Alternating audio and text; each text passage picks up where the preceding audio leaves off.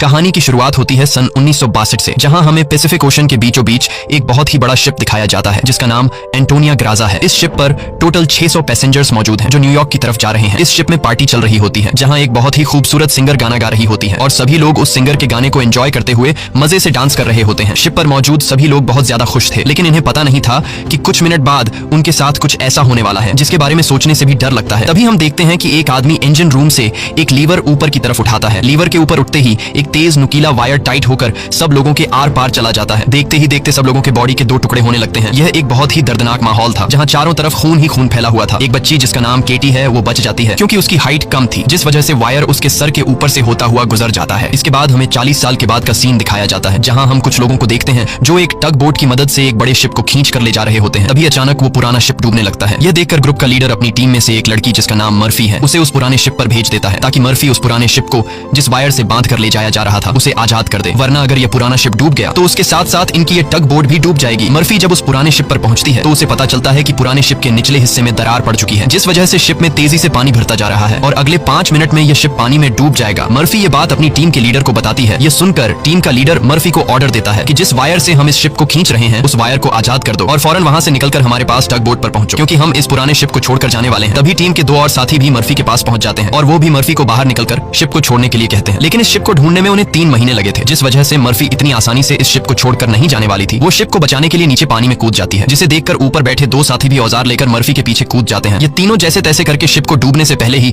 उसकी दरार पर वेल्ड करके शिप को डूबने से बचा लेते हैं और इस शिप को यह लोग मार्केट में बेचकर बहुत सारा पैसा बना लेते हैं और यह पैसा टीम का लीडर सभी लोगों में बराबर बराबर बांट देता है। यहीं जैक नाम का एक आदमी इन लोगों पर काफी देर से नजर रखे हुए था और इन सब की बातें सुन रहा था। उसे पता चल जाता है कि यह लोग समुद्र में जो शिप गायब हो जाते हैं ये लोग उन शिप्स को ढूंढ निकालकर मार्केट में बेचकर पैसा कमाते हैं। जैक नाम का वो आदमी इनके पास आता है और इस टीम के लीडर को एक शिप के बारे में बताता है जिसमें खजाना छुपा हुआ है। जैक असल में उस शिप की बात कर रहा था जिसे 40 साल पहले एक अनजान आदमी ने लीवर खींचकर सब लोगों को मार दिया था। टीम के लीडर ने भी उस 40 साल पहले गायब हुए एंटोनिया ग्राजा नामी शिप के बारे में सुना था। टीम का लीडर कहता है कि इस शिप को बहुत से लोगों ने ढूंढा पर आज तक वो शिप किसी को भी नहीं मिला। जैक टीम के लीडर से कहता है कि मुझे पता है कि वो शिप समुद्र के किस हिस्से में है। अगर हम इस शिप को लाकर मार्केट में बेचेंगे तो हम रातों रात अमीर हो जाएंगे। पैसों का सुनते ही ग्रुप के सारे लोग इस मिशन के लिए तैयार हो जाते हैं और अगले ही दिन ये लोग अपने टग बोट में उस एंटोनिया ग्राजा नाम की शिप को ढूंढने निकल पड़ते हैं। कई दिनों के सफर के बाद ये लोग समुद्र के एक बहुत ही वीरान जगह पर पहुंच जाते हैं जहां टीम के एक आदमी को किसी शिप के आसपास होने का सिग्नल मिलता है। ये लोग समझ जाते हैं कि वह शिप जो आज से 40 साल पहले खो गया था वह यहीं कहीं पर है। थोड़ा ही आगे बढ़ने पर इनके सामने एक बहुत ही बड़ा शिप आ जाता है। ये वही शिप है जिसे हमने कहानी की शुरुआत में देखा था और ये शिप पिछले 40 सालों से समुद्र में गायब हो गया था। इस शिप को देखकर ये सभी लोग बहुत ज्यादा खुश हो जाते हैं और उन्हें लगता है कि इस शिप को बेचकर ये लोग माला माल हो जाएंगे। अब टीम का लीडर 2 लोगों को टग बोट में ही रहने के लिए कहता है और खुद कुछ साथियों के साथ उस पुराने शिप की जांच के लिए अंदर चला जाता है। अंदर जाते ही इन लोगों को बहुत ही अजीब सी आवाज आने लगती है जिसे सुनकर ये लोग घबरा जाते हैं। इसके बाद टीम का लीडर अपने साथियों को आगे बढ़ने के लिए कहता है। ये लोग उस आवाज को फॉलो करते हुए एक बड़ी सी घड़ी के पास पहुंचते हैं जहां ये लोग देखते हैं कि उस घड़ी का कांटा अभी भी हिल रहा है। कुछ देर बाद अचानक उस घड़ी का कांटा रुक जाता है। यह देखकर उन्हें कुछ अजीब लगता है। अब ये लोग शिप की ओर जांच करने के लिए आगे बढ़ते हैं। अंदर ये जहाज पूरी तरह से बिखर चुका था जहां सारी चीजें टूट चुकी थी और जहाज के लोहे में जंग लग चुका था। ये लोग जब आगे बढ़ रहे होते हैं तब उनका एक साथी नीचे फ्लोर टूटने की वजह से गिरने ही वाला होता है कि तभी मर्फी उसे पकड़ लेती है और जब मर्फी अपने साथी को ऊपर खींचती है तब उससे नीचे एक लड़की दिखाई देती है। ये वही लड़की है जो आज से 40 साल पहले यानी कि सन 1962 में शिप में अकेली बची थी, जिसके सिर के ऊपर से वायर गुजरा था। लेकिन हैरान करने वाली बात यह थी कि 40 साल बाद भी उसकी उम्र उतनी ही थी, जिसका मतलब यह है कि यह उस लड़की की आत्मा है। मर्फी उस लड़की को जब दोबारा देखती है तो वह लड़की अचानक कहीं गायब हो जाती है। अब ये लोग जैसे तैसे करके अपनी साथी को ऊपर की ओर खींच देते हैं। यहाँ मर्फी को कुछ समझ नहीं आता कि उसने जो देखा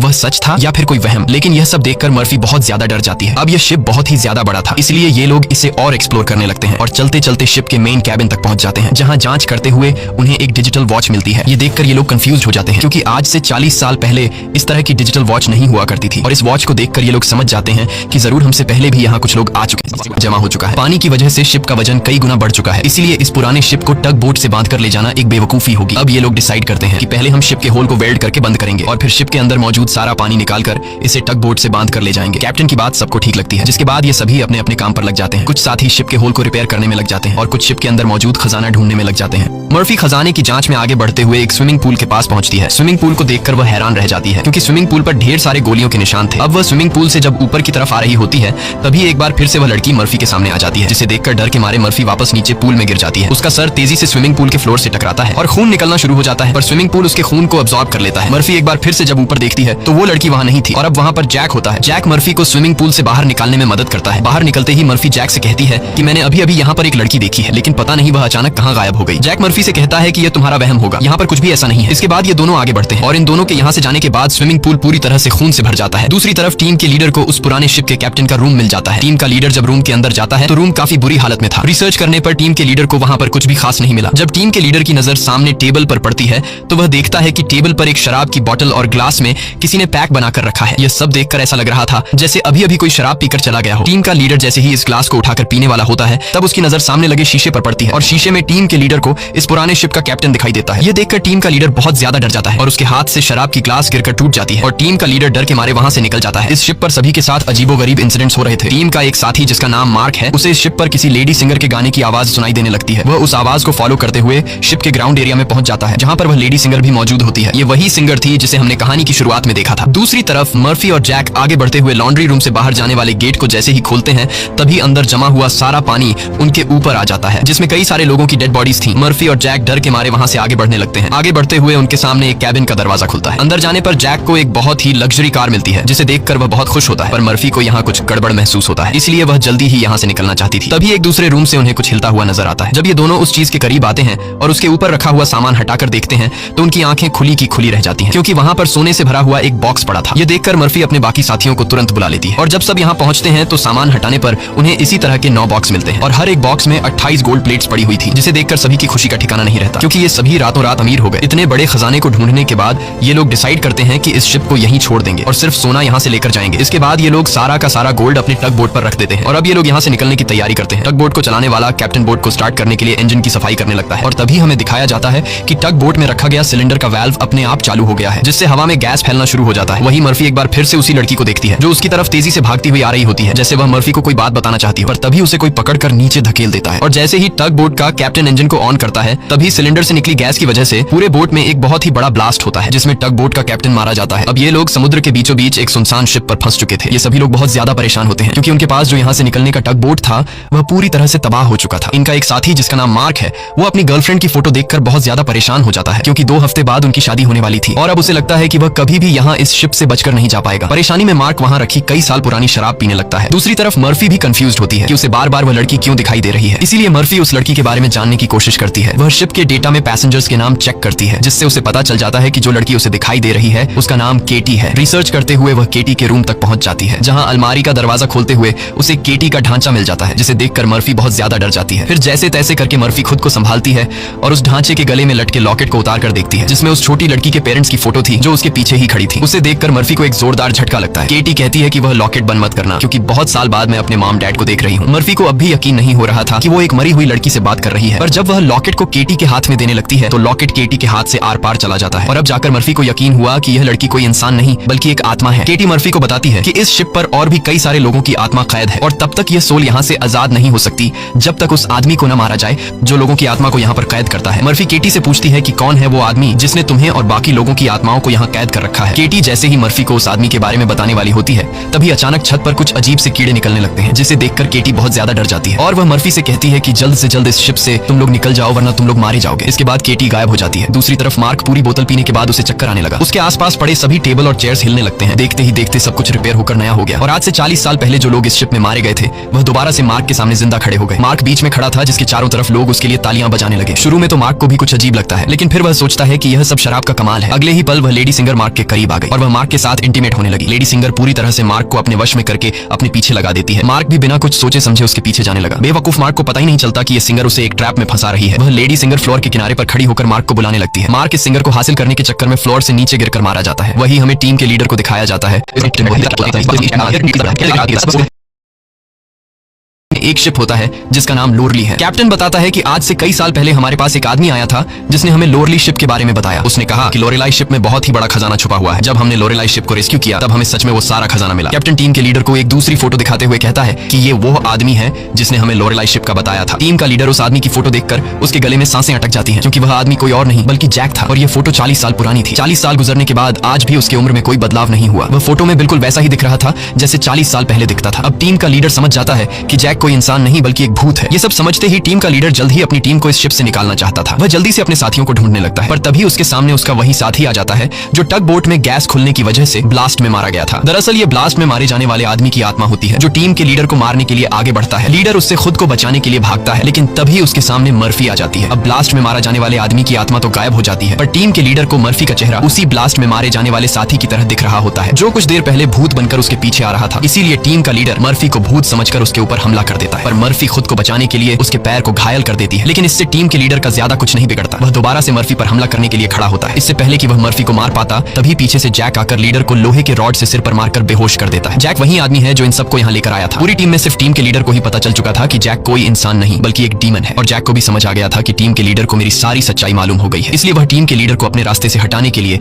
सबको उसके खिलाफ भड़काता है। वो कहता है कि अगर ये दोबारा होश में आ गया तो यह हम में से किसी को नुकसान पहुंचा सकता है। सबको जैक की बात ठीक लगती है, इसलिए यह लोग अपने लीडर को एक टैंक में फेंक देते हैं। अब यहाँ से निकलने का कोई और रास्ता न मिलने पर यह लोग प्लान के मुताबिक शिप को रिपेयर करने के काम में लग जाते हैं। जल्द ही शिप में जिस सुरंग से पानी अंदर आ रहा था उस सुरंग को यह लोग वेल्ड कर देते हैं और पंप के जरिए जहाज के अंदर जमा हुआ पानी बाहर निकालने लगते हैं। मर्फी देखती है कि उनका एक साथी जिसका नाम मार्क है वो कहीं भी नहीं दिखाई दे रहा, इसलिए मर्फी उसे ढूंढने निकल पड़ती है। तभी उसके सामने उस लड़की की आत्मा एक बार फिर से आ जाती है जो उसे दिखाती है कि तुम जिस आदमी को ढूंढ रही हो वह मर चुका है। यह मार्क होता है जो लेडी सिंगर को पानी के चक्कर में मारा गया, और अब यह लड़की मर्फी के कंधे पर हाथ रखकर उसे 1962 की उस रात में ले जाती है जहां यह सारा इंसिडेंट हुआ था, जब सबके सब शिप में मारे गए थे। उस रात शिप पर मौजूद सभी लोगों को बहुत ही बेरहमी से मारा गया था, और यह सब एक ग्रुप कर रहा था जिसका मकसद था इस शिप पर मौजूद सारा गोल्ड चुराना। इन लोगों ने कुछ लोगों को खाने में जहर मिलाकर मार डाला, कुछ लोगों को वायर से काटकर उनके 2 टुकड़े कर दिए, और कुछ को गोलियों से छलनी कर दिया गया। इनके कहर से केटी भी नहीं बच पाई। उन्होंने केटी को उसके रूम में ले जाकर फांसी पर लटका दिया। इन सब के पीछे थी वही लेडी सिंगर जिसने गोल्ड लूटने के लिए यह पूरा प्लान बनाया था, और अपने लोगों की मदद से उसने शिप पर मौजूद सभी लोगों को मार डाला। अब सारा गोल्ड उनके कब्जे में था। शिप का ऑफिसर भी लेडी सिंगर से मिला हुआ था। लेडी सिंगर के एक इशारे पर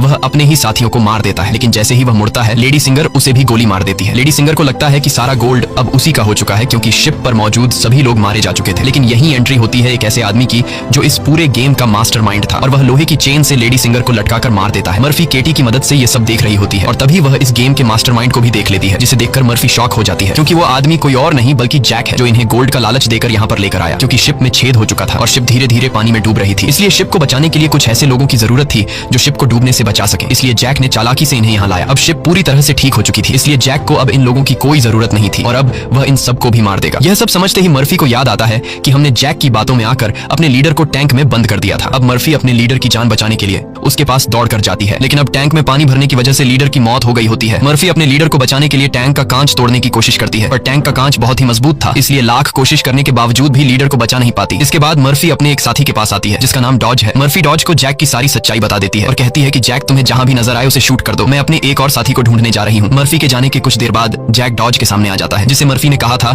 कि जैक जहां भी नजर आए उसे शूट कर दो। डॉज जैक से कहता है कि यहीं पर खड़े रहो और अपनी जगह से हिलना मत। यह सुनकर जैक समझ जाता है कि मर्फी ने इसे मेरी सारी सच्चाई बता दी है। तब जैक डॉज को बातों में उलझाकर डॉज से बंदूक छीनने की कोशिश करता है, लेकिन डॉज जैक की होशियारी समझ जाता है और वो फौरन जैक पर बंदूक की गोली चला देता है, जिससे जैक दूर जा गिरता है। जिसके बाद डॉज जैक के पास आता है और देखता है कि जैक मारा जा चुका है। यह देखकर डॉज वहां से चला जाता है, लेकिन हम देखते हैं कि जैक अभी भी मरा नहीं है। दूसरी तरफ मर्फी अपने जिस साथी को ढूंढने गई थी, मर्फी को पता चल जाता है कि वो पानी में मारा गया है। अब डॉज के अलावा मर्फी के सारे साथी मारे जा चुके थे, इसलिए मर्फी डिसाइड करती है कि वो इस पूरे शिप को तबाह कर देगी। जिसके बाद मर्फी शिप के हर एक कोने में बॉम्ब फिट करने लग जाती है और तभी उसके पास डॉज आ जाता है। डॉज मर्फी को बताता है कि मैंने जैक को मार दिया। ये सुनकर मर्फी कहती है कि जैक नहीं मरने वाला है क्योंकि जैक कोई इंसान नहीं बल्कि एक डीमन है, इसलिए हमें यह पूरी शिप ब्लास्ट करनी होगी ताकि जैक हमारी तरह और किसी इंसान को यहाँ लाकर न फंसा सके। और जैक ने जितने भी सोल्स को इस शिप में कैद कर रखा है वो सभी आजाद हो जाएंगे। डॉज यहाँ पर गुस्से से मर्फी को समझाता है कि हमें शिप को ब्लास्ट नहीं करना चाहिए क्योंकि इस तरह से शिप में रखा सारा गोल्ड बर्बाद हो जाएगा और हमें बिना गोल्ड हासिल किए खाली हाथ घर लौटना होगा। मर्फी कहती है कि यह गोल्ड दरअसल जैक का एक चाल है जो हम यहाँ से कभी भी नहीं ले जा पाएंगे, इसलिए मुझे हर हाल में यह शिप ब्लास्ट करनी होगी। अब जैक समझ जाता है कि मर्फी किसी भी हाल में नहीं मानने वाली, इसलिए जैक अपने असली रूप में आ जाता है, जिससे हम समझ जाते हैं कि जैक ने डॉज को भी मार दिया था। जैक उसे बताता है कि तुम्हारा और मेरा काम एक ही है, जिस तरह से तुम समुद्र में फंसी हुई शिप्स को जमा करती हो उसी तरह से मैं सोल्स को जमा करता हूँ। पहले मैं भी इंसान था लेकिन मैंने बहुत पाप किए जिसके बदले मुझे यह काम दिया गया और अब मैं सोल कलेक्टर हूँ जिसके लिए मुझे शिप की जरूरत है और मैं नहीं चाहता कि तुम इस शिप को ब्लास्ट करो। जैक मर्फी को एक चांस देता है, वो कहता है कि जाओ मैं तुम्हें नहीं मारूंगा लेकिन बदले में तुम्हें इस शिप को ब्लास्ट नहीं करना होगा, पर मर्फी उसकी बात नहीं मानती। जिसके बाद जैक एक लोहे के रॉड से उस पर हमला कर देता है जिससे मर्फी नीचे गिर जाती है। अब जैसे ही जैक मर्फी को मारने के लिए आगे बढ़ता है तब मर्फी एक तीर चलाकर उस बॉम्ब वाले रिमोट पर निशाना लगाती है और खुद फौरन पानी में कूद जाती है। जिसके बाद शिप में एक बहुत बड़ा ब्लास्ट होता है। ब्लास्ट की वजह से शिप पानी में डूबने लगती है और मर्फी पानी के अंदर शिप के नीचे फंस चुकी होती है। अब उसे बाहर निकलने का कोई रास्ता नहीं दिखता और उसकी सांसें भी फूलने लगती हैं। पर तभी वहां पर केटी की आत्मा आती है जो जो मर्फी को हाथ से पकड़कर ऊपर का रास्ता दिखाती है। तब मर्फी देखती है कि जैक ने जितने भी सोल्स को कैद कर रखा था वो सभी सोल्स आजाद हो गई हैं। मर्फी बड़ी मुश्किल से ऊपर सरफेस पर आ जाती है और वो देखती है कि शिप में जितने भी सोल्स थे वो सब अपनी असली दुनिया में जाने लगे हैं। दरअसल यहाँ जितने भी सोल्स थे वो सभी जैक के गुलाम थे। सिर्फ केटी की सोल उसकी गुलाम नहीं बन पाई, क्योंकि केटी की सोल पवित्र थी, जिस वजह से जैक उस पर ज्यादा कंट्रोल नहीं कर पा रहा था। इसीलिए केटी की सोल बार बार मर्फी की मदद कर रही थी। यहाँ मर्फी एक बॉक्स के सहारे समुद्र में तैरती रहती है और तभी वो एक शिप तक पहुंच जाती है, जो शिप उसे रेस्क्यू कर लेता है। जब उसे पोर्ट पर लाया जाता है तो वो अपनी एम्बुलेंस से देखती है कि जैक अभी भी जिंदा है और शिप का जितना भी गोल्ड था वो उस गोल्ड को एक दूसरे शिप में ट्रांसफर कर रहा है, ताकि उस गोल्ड के लालच में वो और भी लोगों को मार सके और उनकी आत्माओं को कैद कर सके। इसी के साथ ये कहानी खत्म हो जाती है। अगर आपको हमारी वीडियो अच्छी लगी हो तो हमारे चैनल को सब्सक्राइब और वीडियो को लाइक जरूर कीजिएगा।